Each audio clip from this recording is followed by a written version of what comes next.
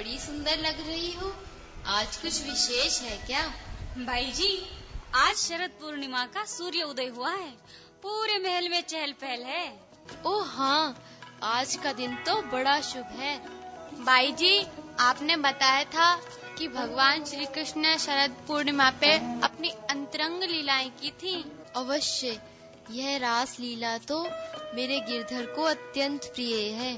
रास लीला? हाँ, रास लीला, रसानो समूह रास, जहाँ अनेक रस सम्मिलित होते हैं, वही रास है। राधा कृष्ण व ब्रज गोपियों के प्रेम की दिव्य श्रृंगार लीला। ब्रज गोपियाँ? वो कौन थे? ब्रज गोपियों में से कोई श्रुति रूपा तो कोई ऋषि रूपा थी। द्वापर युग में गोपी बनी। तो भाई जी, क्यों ना आज हम सब भी रासलीला खेलते हैं, बड़ा ही आनंद आएगा। हाँ भाई जी, ऐसा प्रतीत होगा जैसे राधा और कृष्ण स्वयं यहाँ आ गए। विचार तो उत्तम है, परंतु तुम में से राधा कौन बनेगी? श्री राधा रानी तो आपको ही बनना पड़ेगा भाई जी। ठीक है, यदि मेरे गिरधर गोपाल यही चाहते हैं तो जैसी उनकी इच्छा, मैं तो उन्हीं की दासी हूँ। और कृष्ण, वो कौन बनेगी? उसका प्रबंध भी मेरे गिरधर गोपाल को ही करना होगा। क्यों स्वामी? रास है तो रसराज श्री कृष्ण को तो आना ही पड़ेगा। कौन है वो सखी जो कृष्ण बनेगी? क्या उसे हम जानते हैं? लगता है कोई नई आई है चित्तौड़ में। नीचे बस्ती से होगी। बताइए ना भाई जी, कौन है वो? बड़ा नटो नाट्यधर है वो सखा। मेरा मतलब है वो सखी। अब वो आएगी तब तुम लोग स्वयं देख लेना। अब तो भाई जी, आप राधा रानी का श्रृंगार कर ले। आइए सखियों, तुम लोग उत्सव गीत गाओ, ठाकुर जी की झांकी सजाओ।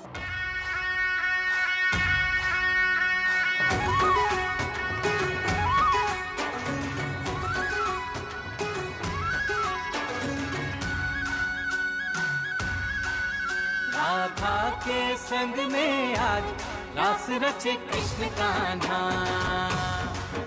कान्हा की धुन पे आज झूमे कैसे देखो राधा। आई पूनम की प्यारी रात, रास रचे कृष्ण कान्हा, कान्हा की धुन पे आज झूमे कैसे देखो राधा।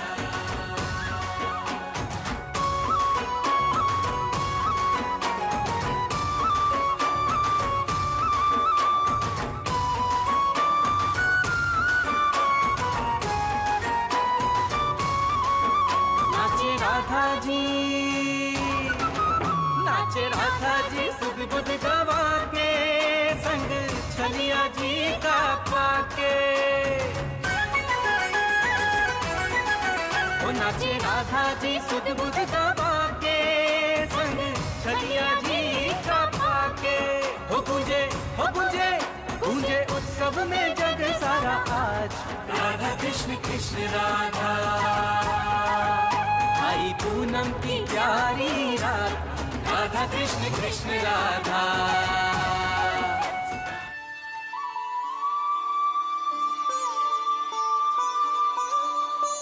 आनंद आ गया भाई जी। परंतु जो सखी कृष्ण बनी थी, वो कहाँ गई? बड़ी सुंदर लग रही थी कृष्ण के रूप में। साक्षात स्वयं ठाकुर जी ही थे। क्यों भाई जी? लीला पुरुषोत्तम की लीला कौन समझेगा भला? पता नहीं कहाँ चली गई। उसका पता ठिकाना तो गिरधर गोपाल को ही मालूम है।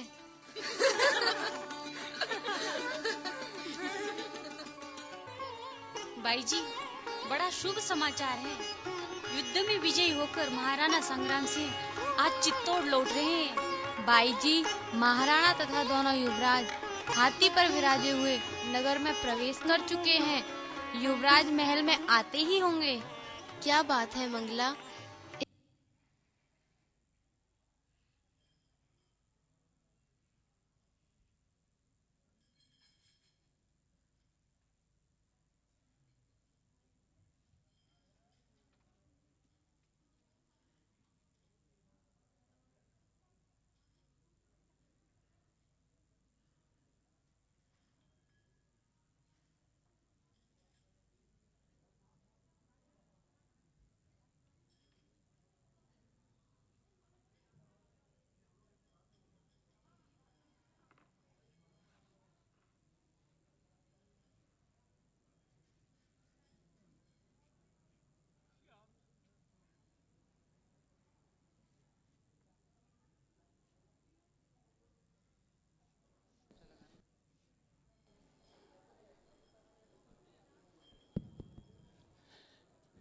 समय की धारा को कौन रोक सका है। इधर मीराबाई शरद उत्सव, शरद पूर्णिमा का उत्सव मना रही थी और उधर उनको समाचार आया कि भोजराज चित्तौड़ की तरफ आ रहे हैं, पर उन्हें ये नहीं मालूम था कि भोजराज बहुत ज़्यादा जख्मी हो गए थे और वो सिर्फ बचे थे तो शायद इसलिए क्योंकि उनको भगवान कृष्ण का दर्शन हुआ था और उन्हीं की कृपा और मीरा की भक्ति के कारण उनके अंदर फिर भी सांसें चल रही थीं और वो सीधे मीरा महल में आए और उन्होंने मीरा के चरणों को पकड़ा और बोला, मुझे क्षमा करो, मैंने न जाने क्यों तुमको सिर्फ अपनी पत्नी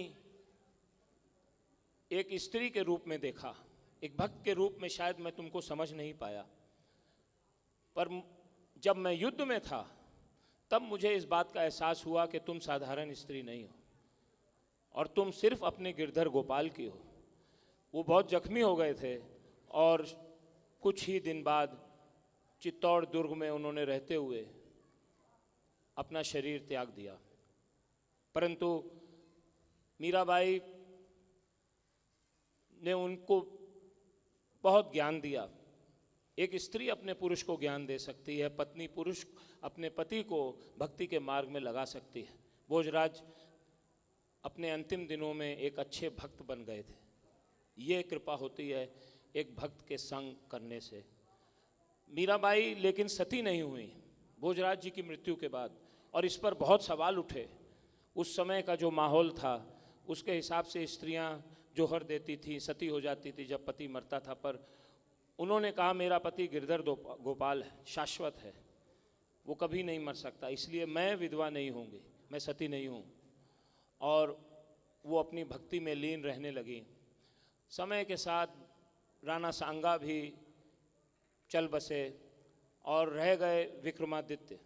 विक्रम सिंह तानाशाह था और उसकी बहन उदा, दोनों ने मिलकर चित्तौड़ दुर्ग की ईंटों को बहुत ही कमज़ोर कर दिया क्योंकि वो भक्त नहीं थे और भक्त अपराध करते चले गए। अब विक्रम के लिए रास्ता साफ है। आज उसका राज अभिषेक है और मीराबाई पे मानो आपत्तियों का पहाड़ सा टूटने वाला है। आइए चल के देखते हैं मीराबाई उनसे कैसे संघर्ष करके और उन सब तकलीफ़ों से उठकर अपने भक्ति लता को और बढ़ाते हुए किस तरफ निकलती हैं जीवन की यात्रा में।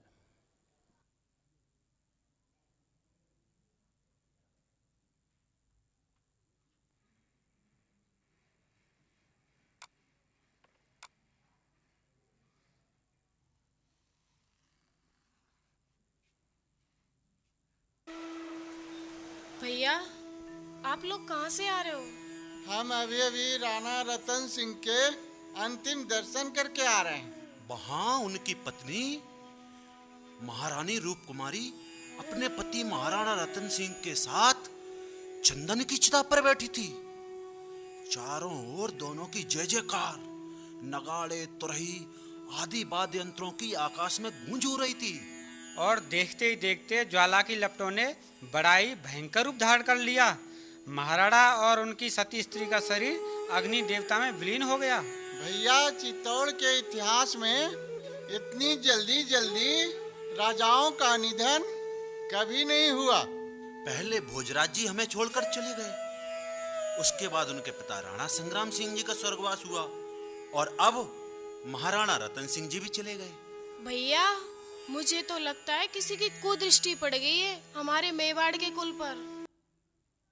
शरीर अग्नि देवता में विलीन हो गया। भैया, चित्तौड़ के इतिहास में इतनी जल्दी जल्दी राजाओं का निधन कभी नहीं हुआ। पहले भोजराज जी हमें छोड़कर चले गए, उसके बाद उनके पिता राणा संग्राम सिंह जी का स्वर्गवास हुआ और अब महाराणा रतन सिंह जी भी चले गए। भैया, मुझे तो लगता है किसी की कुदृष्टि पड़ गई है हमारे मेवाड़ के कुल पर। अवश्य ही राजकुल के सदस्यों से कोई अपराध या पाप हुआ है।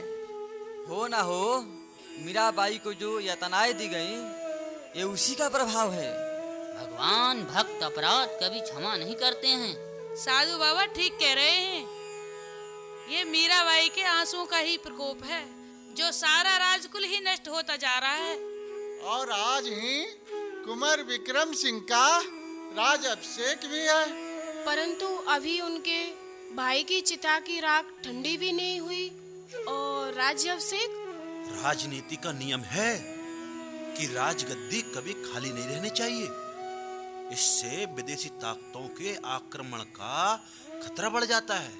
तभी तो सूचना पाते ही हाड़ी रानी करमती जी, जो स्वर्गीय राणा सांगा की दूसरी पत्नी हैं, अपने पुत्र युवराज विक्रम सिंह और कुंवर उदय सिंह जी को लेकर रथम बोर्ड से चित्तौड़ आ गई हैं, ताकि तुरंत ही कुंवर विक्रम सिंह का राज्याभिषेक किया जा सके।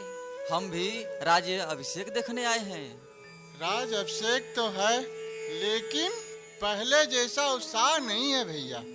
भैया बुरा मत मानना, उसका कारण है विक्रम सिंह और उनकी बहन उदा का स्वभाव। मेवाड़ के नक्षत्र को ठीक नहीं लगते हैं।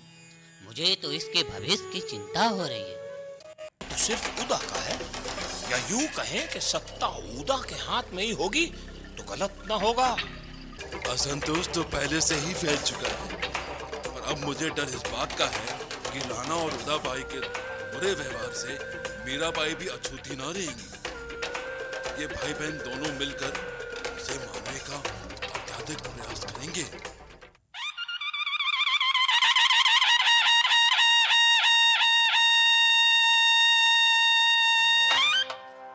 सावधान! राजगुरु जी, महाराणा विक्रम सिंह जी, कुंवरानी उदाबाई जी पधार रहे हैं। सावधान!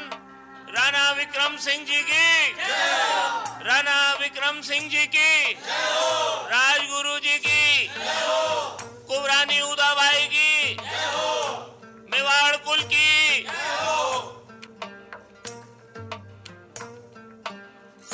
आज संवत 1588 के शुभ काल और शुभ घड़ी में मैं मेवाड़ कुल का राजगुरु भगवान एकलिंग जी और कुल देवी की कृपा से स्वर्गीय राणा संग्राम सिंह जी और उनकी पत्नी राजमाता करमती जी के ज्येष्ठ पुत्र राणा विक्रम सिंह को मेवाड़ कुल के एक छत्र राज का अधिपति घोषित करता हूँ।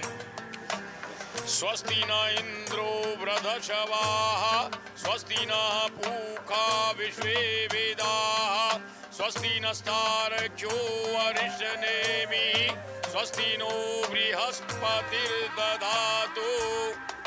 महाराणा विक्रम सिंह जी की। आप सब शांत हो जाइए, शांत हो जाइए आप सब। महाराणा विक्रम सिंह जी आप सबको संबोधित करेंगे। महाराणा विक्रम सिंह जी की, महाराणा विक्रम सिंह जी की।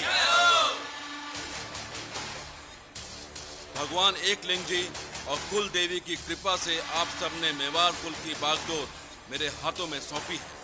उस मेवाड़ कुल के गौरव को बढ़ाना मेरा परम लक्ष्य होगा। महाराणा विक्रम सिंह जी की, महाराणा विक्रम सिंह जी की।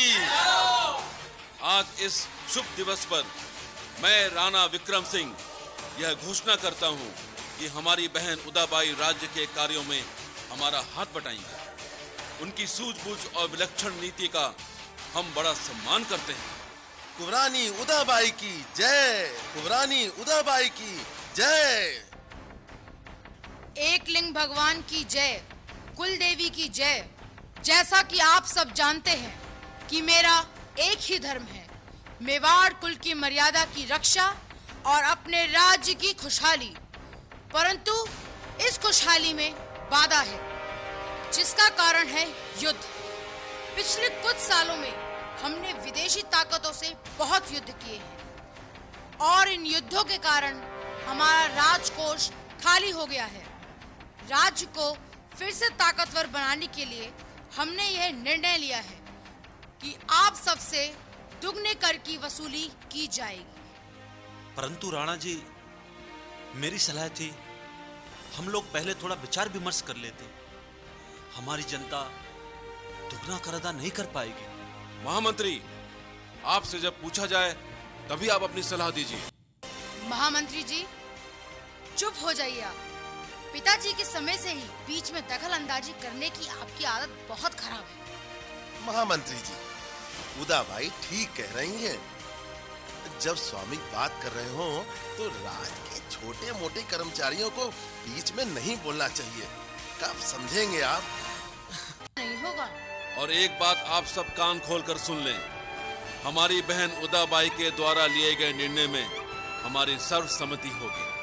अब उदाबाई राज संबंधी कुछ घोषणाएं करेंगे। उदा, पहली घोषणा, आज से हमारे पुराने सेनापति को बर्खास्त किया जाता है और बनवीर को सेना का नेतृत्व दिया जाता है। ये कैसे? वो तो वफादार थे। अभी क्या हो रहा है इस राज में? गलत हुआ।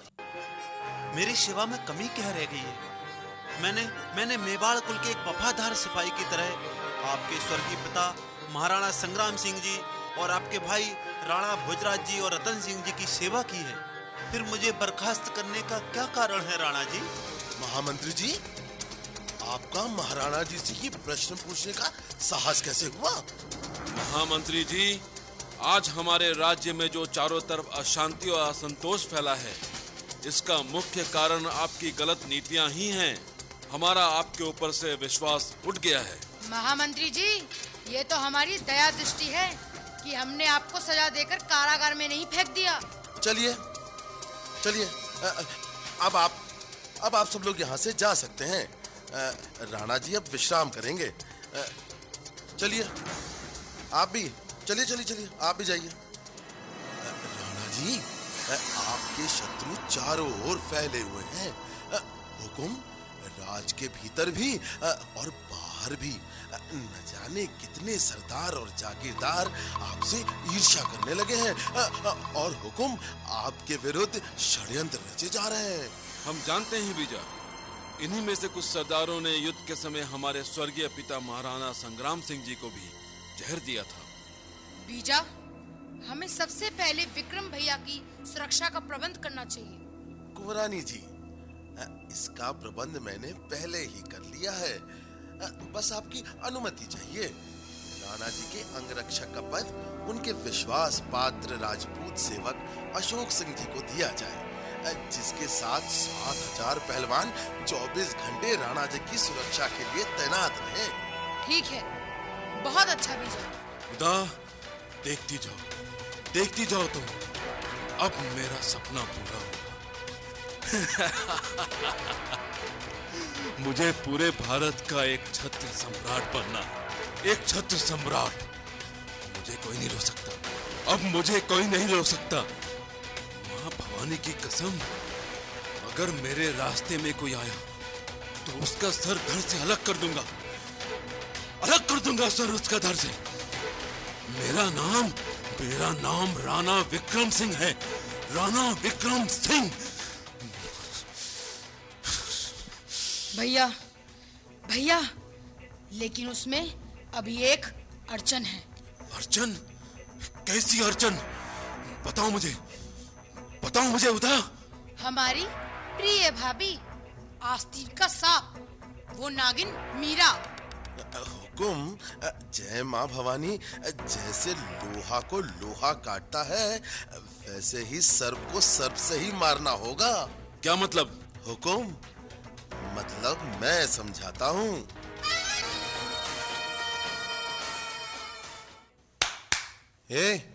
इधर आओ, इधर हुकुम के सामने आओ। हुकुम, ये सपेरा है, नाम कालिया। ये मेवाड़ कुल के जंगलों से ढूंढकर सबसे खतरनाक विषैले सांप पकड़कर लाता है। कालिया, पिटारा खोलो। जय माँ भवानी। कौन कौन से सांप हैं इसके पास बीजा?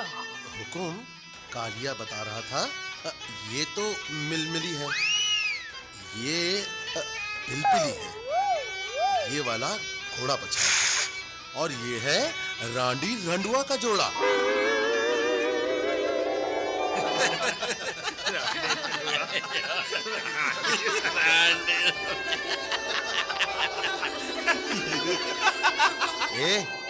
हंसने की बात नहीं, बड़ी दर्दनाक कहानी है बेचारों की।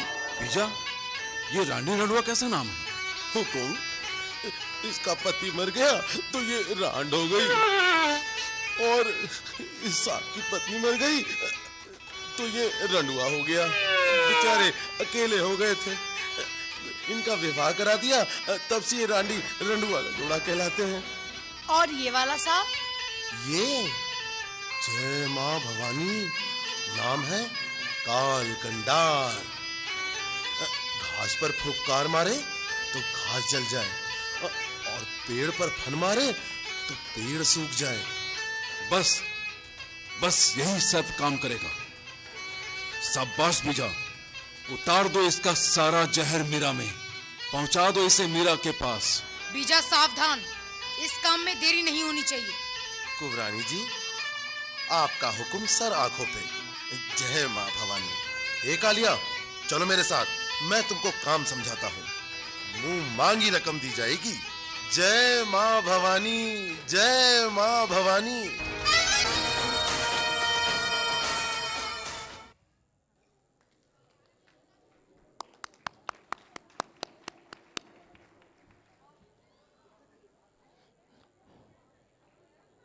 तो जाल बिछ चुका है और सर्प चित्तौड़ दुर्ग में आ चुके हैं। अब देरी है तो सिर्फ मीरा महल में मीराबाई के पास इन सर्पों को पहुंचाने की, और वो काम भी सौंप दिया गया है एक विश्वास पात्र विक्रम सिंह का उसको, और वो बहुत ही चापलूसी के साथ मीराबाई के महल में जाकर उनको ये सर्प से डसने का षड्यंत्र रच रहा है। आइए मीराबाई के महल में चलते हैं। पर ये क्या, ये तो कोई आगंतुक लगते हैं, पर अलग लगते हैं। ये चित्तौड़ के नहीं हैं। ये दोनों कहां से आए? अरे जरा पता करो, कौन है ये?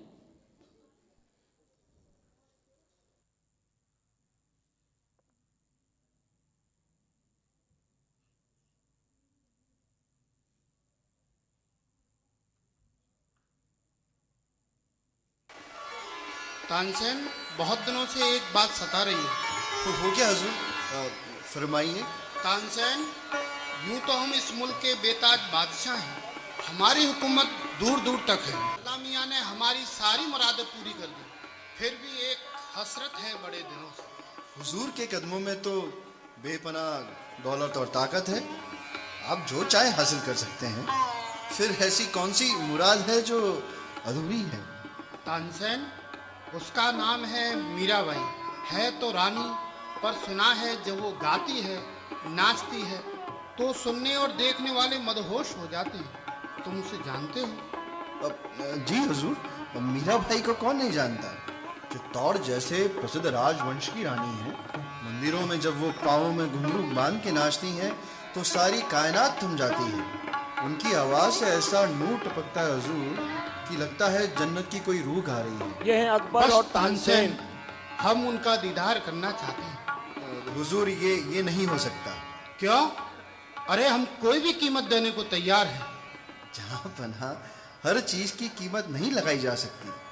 वो तो अपने कृष्ण के लिए ही गाती और नाचती है। रानी होते हुए भी एक वैरागन है, फकीर है। तानसेन, मत भूलो हम भी एक बादशाह हैं। हुजूर, गुस्ताखी माफ हो, पर इन फकीरों के आगे बादशाह तो क्या, खुदा भी झुकता है। आपकी हसरत पूरी हो नामुमकिन सा लगता है। कोई तो तरीका होगा तानसेन। एक तरीका है हुजूर आली, आपको अपने ये बादशाही तौर तरीके छोड़कर वहां चलना होगा। वो क्यों? हुजूर, मीराबाई बेशक पर्दा नहीं करती, लेकिन वो सिर्फ ऊपर वाले की दीवानी है, अपने कृष्ण की। शायद बादशाह अकबर से मिलना नहीं चाहे, लेकिन मैं उससे मिलने के लिए बेताब हूँ। तानसेन, कोई रास्ता निकालो। ठीक है, आपको मेरे साथ सादे हिंदू वेश में कुछ दूर घोड़े पर फिर पैदल चलना होगा, वो भी अकेले। तब मुमकिन है कि आपकी ख्वाहिश पूरी हो। उसमें तो बहुत खतरा लगता है तानसेन। जहाँ पना बादशाह अकबर खतरों से डर रहे हैं? नहीं नहीं, हम तो ऐसे ही पूछ रहे थे। हम चलेंगे। एक इल्तिजा और है, मैं जैसा कहूंगा और करूंगा हुजूर को नकल करनी होगी। आप वहां मेरे खादिम बनकर चलेंगे। हमें मंजूर है सरकार। जहां बना ये ठीक कीजिए। आइए मेरे साथ। वो लगता है वही होगा मीराबाई का महल। वाह, राजपूतों की शान और शौकत के हम कायल हो गए। चित्तौड़ जैसा मजबूत किला हमने आज तक नहीं देखा। आइए जहां बना, यहीं से ही चलते हैं। जय श्री राधे। कृष्ण गोविंद, कोई है? कहो भैया, कैसे आना हुआ? हम मीराबाई के दर्शन करने आए हैं। आइए, यहाँ बैठ जाइए। बाई जी अभी आराधना कर रही है। तानसेन, बड़ा अच्छा लग रहा है यहाँ। एक अजीब सी ठंडक और सुकून महसूस हो रहा है यहाँ। हुजूर, एक सच्चे फकीर की महफिल में खुदा का नूर बरसता है, नूर। बेशक, वो देखो, उन्होंने आंख खोल ली। राजकर्म सेवक का धर्म है। राजा होकर भी स्वयं को सेवक मानना, अपनी प्रजा का, चाहे वो किसी भी धर्म को मानने वाले हों, उनका हितैषी होना, यही तो है एक राजा का धर्म।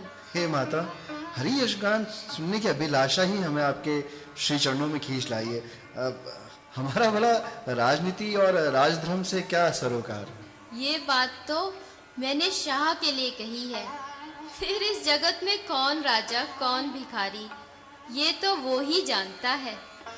आप बड़ी दयालु हैं। कृपा करके हमें अपने प्रभु प्रेम का कोई पद सुना दें।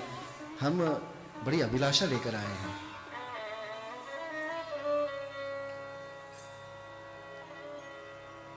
मेरो मन राम ही राम रटे, मेरो मन राम ही राम रटे, राम ही राम रटे, हे मेरो मन राम ही राम रटे, मेरो मन राम ही राम रटे। अब आप भी कुछ सुनाइए। हुकुम, मैं आपके सामने?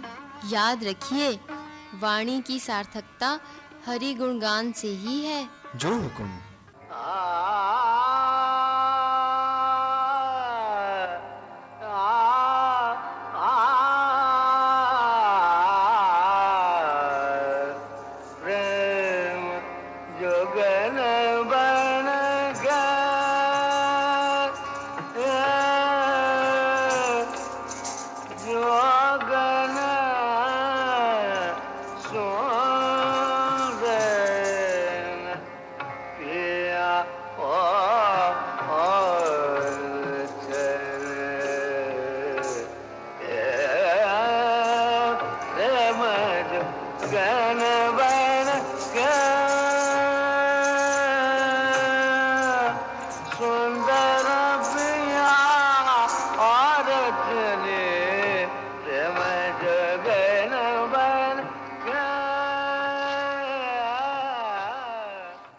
धन्य धन्य धन्य तो आप हैं हुकुम। हम तो संसार में उलझे हैं। ऐसा नहीं है। हर कोई चाहे तो अपने तरीके से, अपने भाव से उनकी सेवा कर सकता है। ये आपके लिए हमारा छोटा सा तोहफा, आप कबूल करें। नहीं शाह, ये प्रजा का धन है। इसे उन्हीं दरिद्र नारायण की सेवा में लगाएं। हम भला ये पत्थर लेकर क्या करेंगे? मैं एक खादिम, एक दास के तौर पर आपके भगवान को पहनाना चाहता हूँ। एक सवाल पूछ सकता हूँ आपसे? हाँ हाँ, पूछिए। आपने मुझे अभी शाह कहा? कुछ गलत कह दिया क्या? आप इस देश के शासक और यह आपके दरबारी गवैया नहीं? सुभान अल्लाह, हम आपकी बंदगी में सिर झुकाते हैं। अब हमें आज्ञा दें हुकुम। तानसेन, हम आज तुमसे बहुत खुश हैं। वो क्यों हुजूर? आज तुमने हमें वाकई एक सच्चे फकीर का दीदार कराया है। ना जाने हम मन में क्या क्या बेतुके ख्याल लेकर आए थे, पर मीरा की शख्सियत इतनी पाक और नूरानी है कि हमारा सर उनकी बंदगी में झुक गया। खुदा के दीवानों की दुनिया कुछ और ही होती है आलीजा। तानसेन, नायाब है ये वतन हिंदुस्तान और यहाँ के बाशिंदे। हम खुशकिस्मत हैं कि इस मुल्क में हम सांस ले रहे हैं। चलो।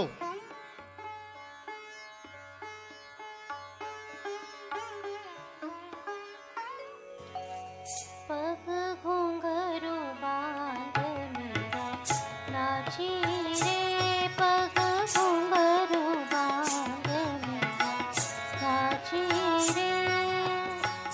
मैं तो अपनी नारायण की आप ही हो गई दासी रे, पग घुंघरू बांध मीरा नाची रे, पग घुंघरू बांध मीरा नाची रे। अरे मंगला, ठाकुर जी के लिए पुष्प और तुलसी जी ले आई? जी भाई जी, ये लीजिए। मिथुला, गंगा जल दो भाई जी को। भाई जी, कोई सेविका आई है, कहती है आपके लिए शालिग्राम जी लाई हैं। बुलाओ उसे। श्री शालिग्राम जी कौन लाया? कोई पशुपति नाथ जी से आया है क्या? मालूम नहीं कुंवरानी जी, मैं तो महल में सेवा करती हूँ। कोई साधु आए थे, वो दे गए हैं और आपको प्रणाम भी बोला है। अच्छा, लाओ दर्शन तो कर ले श्री शालिग्राम जी के। अरे, ये तो सर्प है। आप पीछे हटिए भाई जी, पीछे हटिए। ये सर्प बहुत विषैला लगता है। अरे डरो मत तुम लोग, बस गिरधारी का स्मरण करो, सब योगक्षेम वही धारण करेंगे। चमत्कार हो गया, चमत्कार हो गया। आंखें खोलो भाई जी, देखो विषधारी सांप तो सच में शालिग्राम जी बन गए। कहा था ना मैंने, सब मेरे सांवरे की लीला है। हो ना हो भाई जी, ये राणा जी और उदाबाई की ही करतूत है। ए लड़की, सच सच बताओ, तुम्हें ये किसने दिया? मैं नहीं जानती इसमें क्या है। मुझे क्षमा करें। वो तो महामंत्री जी किसी साधु के साथ आए और उन्होंने मुझे ये पिटारी दे दी और बोले कि आपको दे दें। झूठ बोलती है। सर पर मौत उठाकर लाई है हमारे भाई जी के लिए और पकड़े जाने पर नाटक कर रही है। पकड़ लो इसे। नहीं नहीं, छोड़ दे इसे मंगला।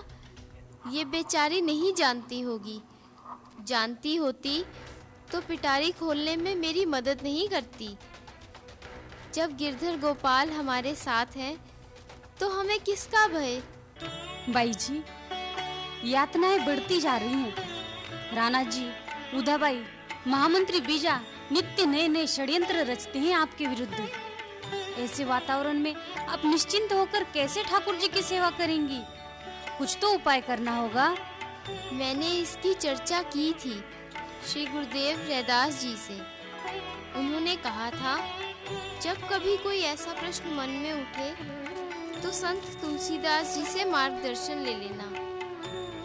बस मैंने अपने विचार, अपनी विवशता पत्र में लिखकर एक साधु महात्मा के हाथ संत तुलसीदास जी के आश्रम में भिजवा दिया है। देखो कब प्रश्नों का उत्तर आता है। बाबिसा, तुम्हारे पास हर समय ये छोटे लोगों का जमघट हमें पसंद नहीं। ये हमारा महल है, कोई धर्मशाला नहीं। अब ये सब नहीं चलेगा यहाँ। उदा, साधु संग तो मैं बंद नहीं कर सकती। मेरी संतों में प्रीति थी, है और सदैव रहेगी। सब संतन पर तन मन वारों, चरण कमल लिपटानी। अच्छा, तब तो बहुत कष्ट भोगना पड़ेगा तुम्हें भाविसा। ठीक है, भक्त प्रहलाद पर भी तो बड़े कष्ट आए थे। भगवान के चरणों के परमहंस यानी उनके भक्तों का संग हो तो दुनिया की सारी कठिनाइयां समाप्त हो जाती हैं। कौन लगते हैं ये साधु तुम्हारे? साधु मात पिता कुल मेरे, सजन स्नेही ज्ञानी, संत चरण की शरण रैन दिन, सत्य कहत हूँ बानी। आओ भैया आओ, ये देखो। कहाँ है? कहाँ है वो देखो, वो मूर्ति के गले में। मंगला, वो माला उतारो। भाई जी वो उतार दे मंगला, उतार दे। बीजा, ये देखो। जय माँ भवानी। हुकुम, हुकुम, मुझे तो शरण की बू आ रही है। हो न हो ये उसी की है। भाभी साहब, यहाँ कौन आया था? ये माला कहाँ से आई? कुछ देर पहले 2 साधु आए थे, उन्हीं में से एक ने ये माला श्री ठाकुर जी को अर्पण कर दी। हुकुम, ये आ गया। इधर आओ, इधर आओ। राणा विक्रम सिंह जी को मेरा प्रणाम। आपने मुझे बुलवाया हुजूर? हाँ जौहरी, ये मणिमाला का बारीकी से निरीक्षण करो, किसकी हो सकती है? हुकुम, ऐसी मणिमाला तो दूर से ही पहचान में आ जाए। ये तो स्वयं अकबर बादशाह की है, बहुमूल्य मणियों की है। सुना है कि अकबर खूब पहनता है। जय माँ भवानी, तुम ये बात कैसे कह सकते हो? इसका कोई प्रमाण, कोई चिन्ह है तुम्हारे पास? महामंत्री जी, 40 साल हो गए मणियों को परखते, मुझसे चूक नहीं हो सकती। हुकुम, इस मणिमाला के चर्चे तो दूर दूर तक हैं। ये देखिए ध्यान से, इसके हर मणि पर अकबर अकबर ही लिखा है। इसकी लिखाई और शैली यवनों की कला का सूचक है। सुना है अकबर बादशाह को यह मणिमाला बहुत प्रिय है, कभी भी अपने से दूर नहीं करता। परंतु ये यहाँ आई कैसे? तुम जा सकते हो। हुकुम, मैं बताता हूँ यहाँ कैसे आई। घर का भेदी लंका ढाए। जय माँ भवानी। भाभी साहब, आपने हमारी कुल प्रथाओं को नहीं माना, हमने सह लिया। आपने राज परिवार की मर्यादाओं को तोड़ा, वह भी हमने सह लिया। आप भाई साहब के साथ सती नहीं हुई, वो कड़वा घूंट भी हम पी गए। परंतु आज आपने सारी सीमाएं पार कर दी। राजद्रोह किया है आपने। जिस थाली में खा रही हैं, उसी में छेद कर दिया। अरे, हम राजपूत स्त्रियां अपने कुल की मर्यादा के लिए त्याग और बलिदान की चुनरी सदैव ओढ़ी रहती हैं, मर मिट जाते हैं अपने राज्य के लिए। आपने उसी के साथ विश्वासघात किया। ऐसा क्या कर दिया मैंने? क्या कर दिया? हमारे सबसे बड़े दुश्मन अकबर को हमारे द्वार तक ले आई आप। द्वार ही नहीं हुकुम, वो तो कुंवरानी के कक्ष तक आ पहुंचा। पता चला है बादशाह अकबर अपने गवैया, क्या नाम बता रहा था, हाँ तानसेन, उसके साथ यहाँ खूब गाना बजाना करके गया है। और यह बहुमूल्य मणिमाला कुंवरानी जी के गाने से प्रसन्न होकर इन्हें भेंट दे गया। जय माँ भवानी। क्या उस यवनी अकबर की भेंट स्वीकार कर ली? अरे, हमारे यहाँ कोई कमी नहीं है मोती और मणियों की। राणा, क्या राजा और क्या रंग, मेरे गिरधर गोपाल के समक्ष सब समान है। राणा जी, भाई जी को तो उनके बारे में कुछ पता ही नहीं था। जैसे और साधु आते हैं वैसे वो भी आ गया होगा। भाई जी तो माला भी स्वीकार नहीं कर रही थी, वो स्वयं ही ठाकुर जी को धारण करा गया। हम नहीं जानते थे कि वो बादशाह अकबर है। लेकिन एक बात समझ में नहीं आई, उसने प्रवेश कैसे किया होगा? दुर्ग के अंदर, बाहर, नीचे बस्ती में, हर जगह हमारे सिपाही हैं, हमारे जासूस हैं। फिर वो यहाँ तक पहुंचा कैसे? हुकुम, जैसे हनुमान जी लंका पहुंच गए थे। क्या मतलब बीजा? मतलब स्पष्ट है ये कि बिना घर के भेदी लंका नहीं ढहती। अवश्य ही ये कुंवरानी जी और दासियों का काम है। हो न हो ये ही उन्हें यहाँ ले आई होंगी। सेना की एक टुकड़ी भेजो उसके पीछे। सुन रही हो तुम? तुम्हारे भजन कीर्तन के आड़ में वो हमारे दुर्ग की जासूसी करने आया था। अच्छी तरह सारे स्थानों को परख कर गया होगा। मुझे कुछ भी समझ नहीं आ रहा। मैं क्या कहूँ? अभी भी कुछ कहने को बाकी रह गया है? ये देखो प्रमाण, ये नाम लिखा है उसका, देखो, अकबर। इस पर तो गिरधर गोपाल लिखा है। क्या बोल रही हो? अरे, इस पर तो अकबर लिखा था। जय माँ भवानी, मैंने भी अपने आंखों से देखा था। देखा तो हमने भी था, फिर क्या हो गया? नाम कैसे बदल गया? कुछ भी हो सकता है भैया, कुछ भी। आप तो भाविसा के तंत्र मंत्र को जानते हैं। जादू टोना है हुकुम, जादू टोना। जय माँ भवानी, जय माँ भवानी। ये तंत्र मंत्र, जादू टोना सब इस मूर्ति की ताकत से हो रहा है। यह मूर्ति ही इसकी प्राणाधार है। ठीक है, आज मैं इस मूर्ति को ही काट देता हूं। ना रहेगा बांस, ना बजेगी बांसुरी।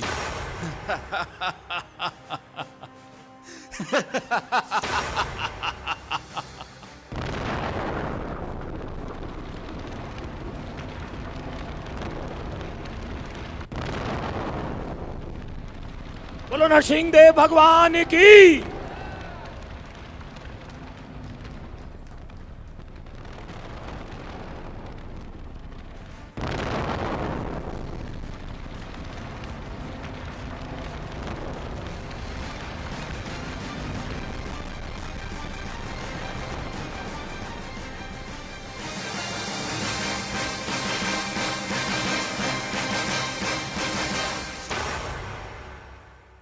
बाई जी, आपके लिए ये दासी कुछ लाई है। क्या लाई है?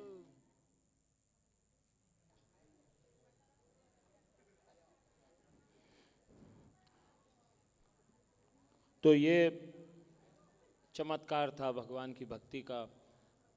जैसे ही वो गिरधर गोपाल की मूर्ति की तरफ बढ़े, भगवान ने अपने भयानक रूप में आकर विक्रम को दिखा दिया कि वो मीराबाई को हानि नहीं पहुंचा सकते, और उनकी रक्षा करी।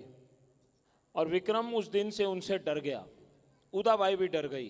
कहीं ना कहीं उनको ये एहसास हो गया कि अब हम मीराबाई को क्षति नहीं पहुंचा सकते। और इस घटना के बाद उसने मीराबाई को नाना प्रकार से और तरीके से कष्ट देता रहा, परंतु कभी भी उनके महल में नहीं आया डर के मारे। मीराबाई सहती रहीं, परंतु एक ऐसी स्थिति आई कि उन्होंने फिर पत्र लिखकर जीव गोस्वामी को वृंदावन, ये जब वो गईं, उन्होंने वहाँ पर उनसे भेंट करी। और जीव गोस्वामी वृंदावन जाके उनसे मिलना नहीं चाहते थे, क्योंकि उन्होंने कहा मैं सिर्फ पुरुषों से ही मिलता हूँ। तो मीराबाई ने कहा नहीं, मुझे तो ये लगता था कि सिर्फ एक ही पुरुष है इस सृष्टि में। और ये सुनकर जीव गोस्वामी बाहर आए और वृंदावन में उन्होंने आशीर्वाद दिया मीराबाई को, क्योंकि संत तुलसीदास जी ने कहा था कि तुम्हें जब कष्ट बढ़ जाए तो तुम त्याग देना चित्तौड़, क्योंकि जिस जगह पर कष्ट हो, चाहे वो अपने संबंधी क्यों ना हो, अगर वो भक्त नहीं हैं तो उनका त्याग कर दो। और वो इसीलिए वृंदावन धाम चली गईं और वहाँ पर कुछ समय रहीं। जीव गोस्वामी का आशीर्वाद भी उनको मिला, वहाँ उन्होंने उनका सत्संग किया। ऐसा कहते हैं कि वहाँ से फिर वो राजस्थान के रास्ते से द्वारका की ओर चली गईं और वहाँ पर उन्होंने द्वारकाधीश मंदिर में वहाँ पर उनके दर्शन किए। आइए हम सब भी वहाँ मीराबाई के साथ द्वारका की ओर चलते हैं।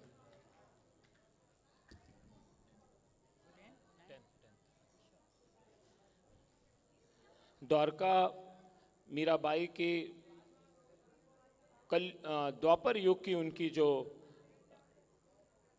गोपी रूप में जब वो थीं, तो ऐसा इतिहास है कि उन्होंने वहाँ पर उनके मन में कुछ इच्छा आई थी कि क्यों ना मैं भी कृष्ण की पत्नी बनूं और द्वारकाधीश के साथ लक्ष्मी स्वरूपा बनकर वहाँ पर रहूं। शायद उनकी इसी इच्छा के कारण ठाकुर जी ने उनको द्वारका बुलाया और द्वारका पहुंचकर उनको इतने अद्भुत दर्शन होने लगे। उन्होंने वहाँ देखा कि उनको सारे द्वापर युग के दृश्य दिख रहे थे। भगवान की रानियाँ, भगवान का वैभव, भगवान के पुत्र सब दिख रहे थे। इतनी सुंदर झांकी थी।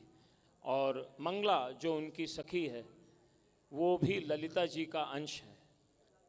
तो वो मंगला के साथ द्वारका धाम में विचरण कर रही हैं और वहाँ पर एक एक इमारत देखकर, एक एक रास्ता देखकर उनको स्मरण आ रहा है कि वो इस पथ पर चली थीं और इन इमारतों में कहीं ना कहीं कृष्ण आज भी उनको स्मरण करा रहे हैं उनके अतीत का। आइए द्वारका धाम चलते हैं।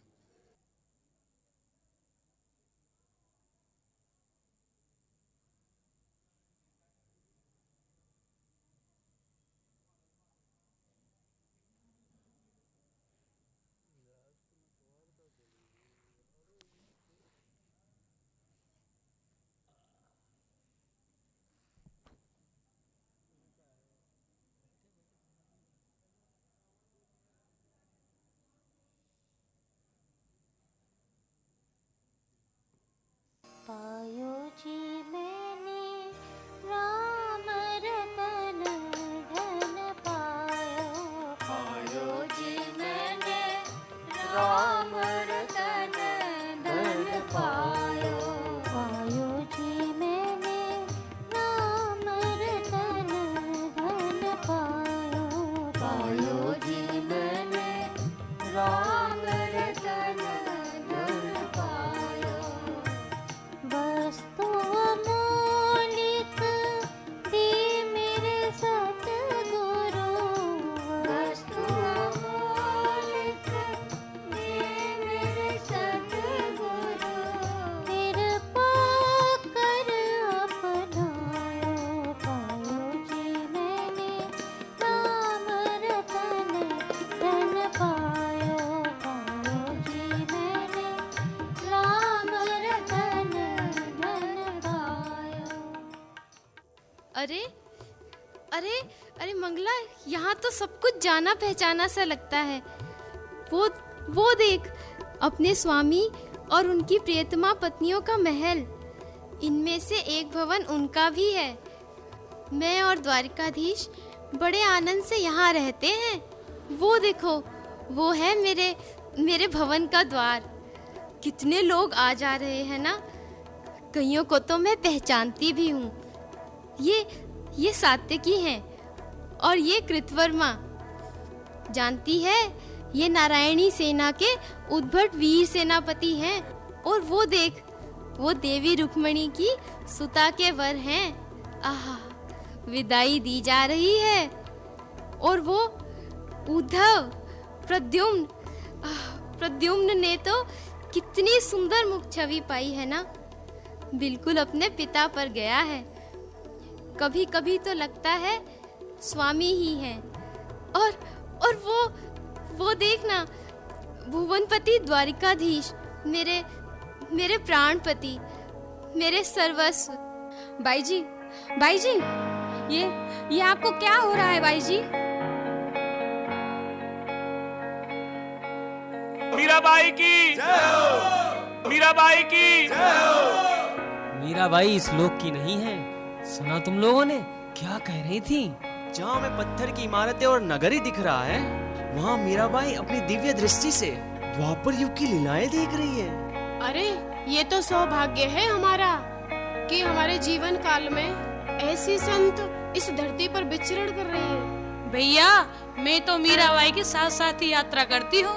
बड़े अनूठे अनुभव होते हैं। कहते हैं संतों की यात्रा में स्वयं ठाकुर जी भी साथ साथ चलते हैं। सत्य वचन।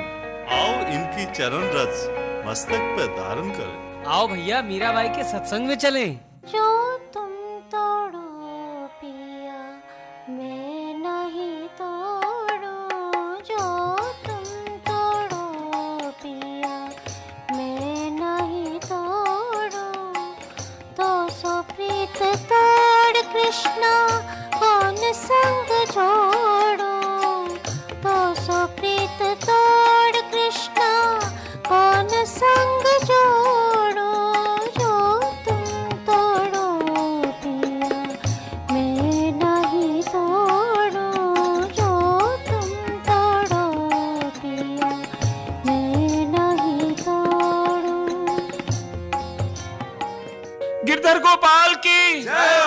द्वारकाधीश की, मीराबाई की। क्या बात है बाबा, बड़े कष्ट में लग रहे हो। बहुत दुखी हूँ, मेरा जवान पुत्र मर गया, तभी से घर छोड़कर सारे तीर्थों में घूम रहा हूँ।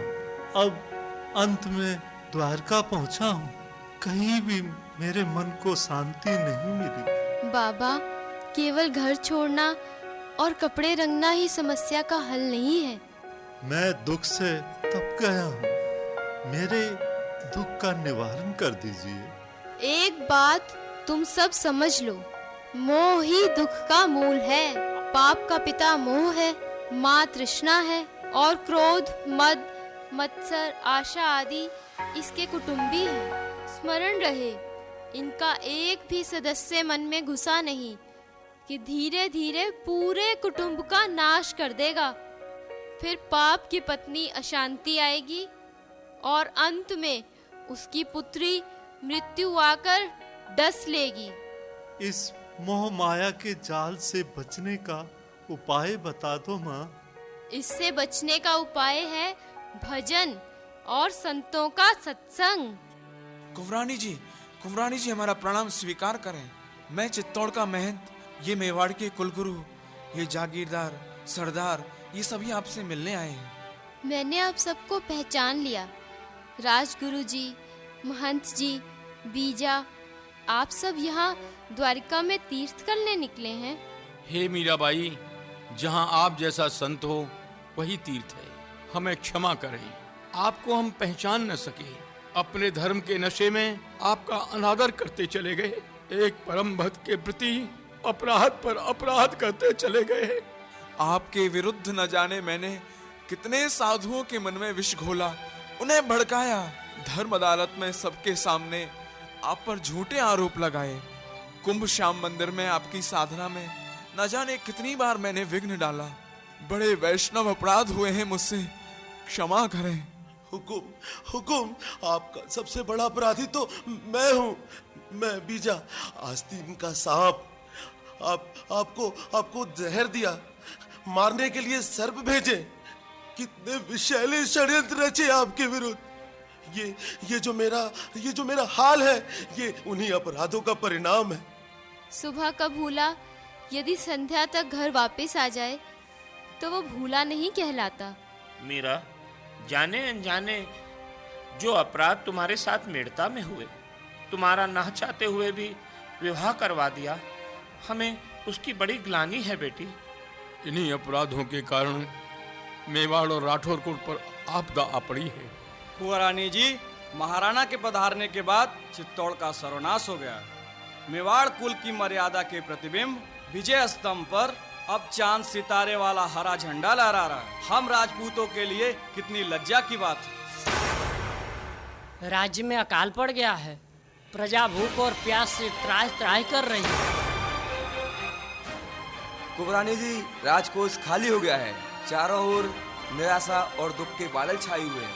हमें आभास हो गया है ये सब आपको सताने, आपको यातनाएं देने और उसके कारण आपका मेवाड़ परित्याग करने के कारण हो रहा है। हम तो आपके बालक हैं, बालक तो माँ के पेट में रहते भी कष्ट देता है। हुकुम, हमें क्षमा करें। राणा जी और उदाबाई को भी अपने किए पे बहुत पश्चाताप है। उन्होंने आपसे क्षमा मांगते हुए आपसे पुनः मेवाड़ लौटने का आग्रह किया है। मीरा, जो भी अपराध दोनों कुल से हुआ, अपने उदार भाव से क्षमा करो और मेवाड़ लौट जाओ। हे माँ, आप कृपा करके वापस लौट चलें। मेवाड़ की धरा उससे पुनः जीवित हो जाएगी, प्रजा और राज परिवार खुशहाल हो जाएंगे। ये बूढ़ा ब्राह्मण आज अपनी यजमान वधू से मेवाड़ की रक्षा की भीख मांगता है। राजगुरु जी, मनुष्य केवल अपने कर्मों का फल पाता है। मेवाड़ और मेड़ता की विपद गाथा सुनकर मेरा जी बहुत दुखी हुआ है। हुकुम यूं ना हमें ठुकराएं, हमारी प्रार्थना स्वीकार कर लें। पूरा मेवाड़ आपके आने की आस लगाए बैठा है। अभी तो आप लोग द्वारकापुरी में पधारे ही हैं, थोड़ा दर्शन कर लें। हम नहीं जाएंगे माँ, हम नहीं जाएंगे। माँ, आपको चलना होगा माँ। देखिए, मैं नहीं जानती कि आप लोगों से क्या कहूँ। मैं श्री द्वारिकाधीश के चरणों में आपकी प्रार्थना रख देती हूँ। फिर जो वो चाहे सो हो। मैं मंदिर से होकर अभी आई। गोपाल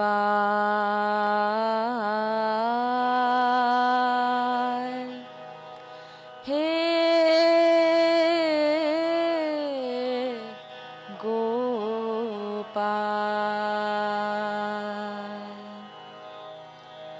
सजन सुधी जो जानो त्यों लीजे, सजन सुधी जो जानो त्यों लीजे। उठो मीरा, आंखें खोलो। आप कौन हैं देवी? मुझे द्वारकाधीश की पट महादेवी साक्षात लक्ष्मी स्वरूपा वैदर्भी जी ने यहाँ भेजा है आपको पिछला वृतांत बताने, जिससे आपकी दुविधा का समाधान हो जाए। मेरा पिछला वृतांत? वो क्या है देवी? सूर्य ग्रहण के समय जब सब ब्रजवासी ब्रजभान बाबा मैया के साथ ब्रजनंदिनी श्री राधा रानी यहाँ द्वारका में पधारी, तब आप भी उनके साथ थी। द्वारका की सब महारानियों ने मिलकर एक एक दिन श्री किशोरी जी के भोजन का आयोजन किया। एक दिन जब आप श्री राधा रानी के साथ श्री वैदर्भी जी, जो साक्षात लक्ष्मी स्वरूपा हैं, उनके यहाँ महादेवी भोजन करने पधारी, तो वो उनके महल का असीम ऐश्वर्य और अतुल वैभव देखकर एक दो क्षण के लिए आपके मन में भी उस वैभव का आनंद प्राप्त करने और द्वारकाधीश की महारानी बनने की अभिलाषा जाग गई थी। थोड़ी देर बाद आप सब भूलकर श्री किशोरी जी के साथ वापस ब्रज लौट आई। परंतु काल के अनंत क्रम में आपका यह संकल्प जड़ित हो गया, जिसकी पूर्ति होने का समय आ गया है। हे देवी, क्या तभी जब मैंने द्वारिका में प्रवेश किया तो मुझे अपने विवाहित जीवन के दृश्य दिखने लगे थे? हाँ मीरा, वो तो एक छोटी सी झांकी थी, शेष तो अभी बाकी है, जिसके पूरे होने के पश्चात आप श्री किशोरी जी की सेवा में पुनः लीन हो जाएंगी। क्या मुझे द्वारिका से मेवाड़ वापस लौटना होगा? मैं ये देह नहीं रखना चाहती, यही मेरे दुख का कारण है। नहीं लौटना होगा। प्यारे दर्शन दीजो आए, तुम बिन रहियो न जाए। प्यारे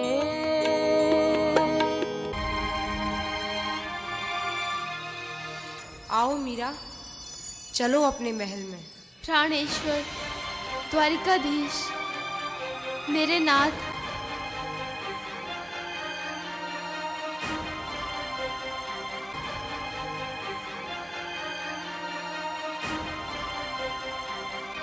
महन जी, कुंवरानी जी को गए काफी समय हो गया, वो मंदिर से बाहर नहीं गए। हाँ, मैं भी यही सोच रहा था। मैं भी अंदर जाकर देखता हूँ।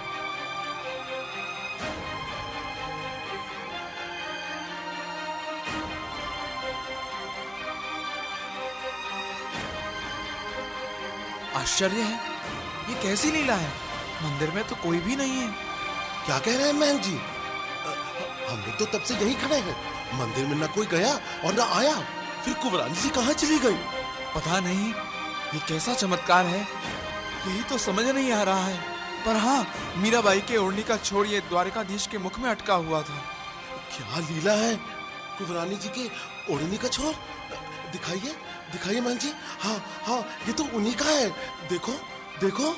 हाँ, ये तो मेरे बाई जी का ही है। इसका क्या अर्थ है महन जी? कुछ तो बोलिए। लगता है अपने द्वारिकाधीश में लीन हो गई, जिनकी थी हमेशा हमेशा के लिए उन्हीं में समा गई। भाई जी, बाई जी, बाई जी, नहीं, आप हमें छोड़ के नहीं जा सकती।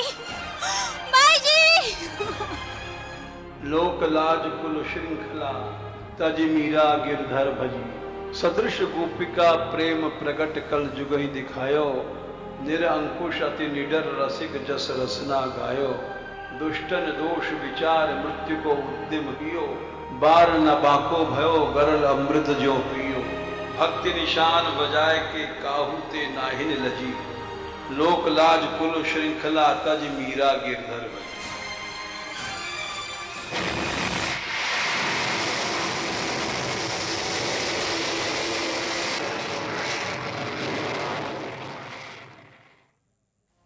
और यूं मीराबाई भक्ति की लौ प्रज्वलित कर हमेशा हमेशा के लिए अपने गिरधर गोपाल से जा मिली, जिसकी थी उसी में समा गई। परंतु मीराबाई कहीं गई नहीं। आज भी सैकड़ों आत्माओं में मीरा की आत्मा सांस ले रही है। न जाने कितनी मीराबाई को जन्म दे रही है। मीराबाई अमर है, अमर है, अमर है।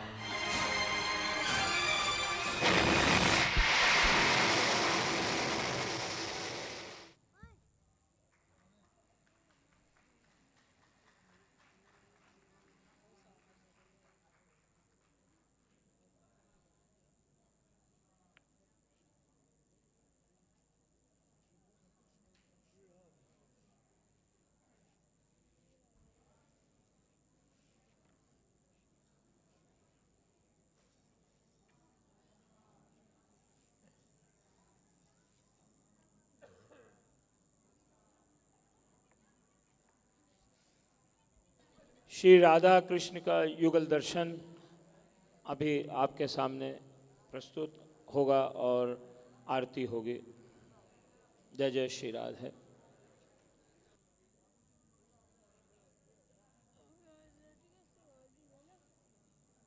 ये तो मंगला आरती हो जाएगी आज।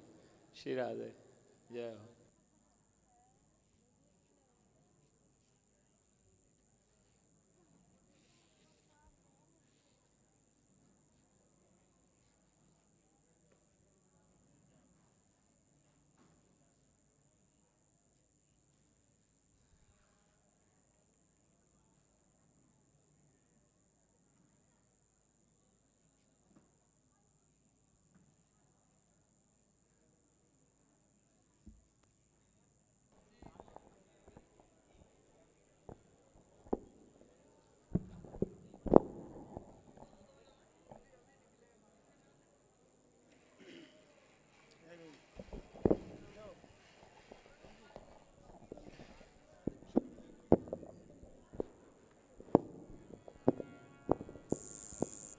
राधे किशोरी दया करो, राधे किशोरी दया करो, हमसे दीन न कोई जग में, हमसे दीन न कोई जग में, बान दया की तनक ढरो, बान दया की तनक ढरो, राधे किशोरी दया करो, राधे किशोरी दया करो, सदा ढरी दीनन पे श्यामा, सदा ढरी दीनन पे श्यामा, यह विश्वास जो मन ही खरो, यह विश्वास जो मन ही करो, राधे किशोरी दया करो, श्यामा लाडली दया करो, विषम विषय विष ज्वाल माल में, विषम विषय विष ज्वाल माल में, विविध ताप तापन जुझरो, विविध ताप तापन जुझरो, राधे किशोरी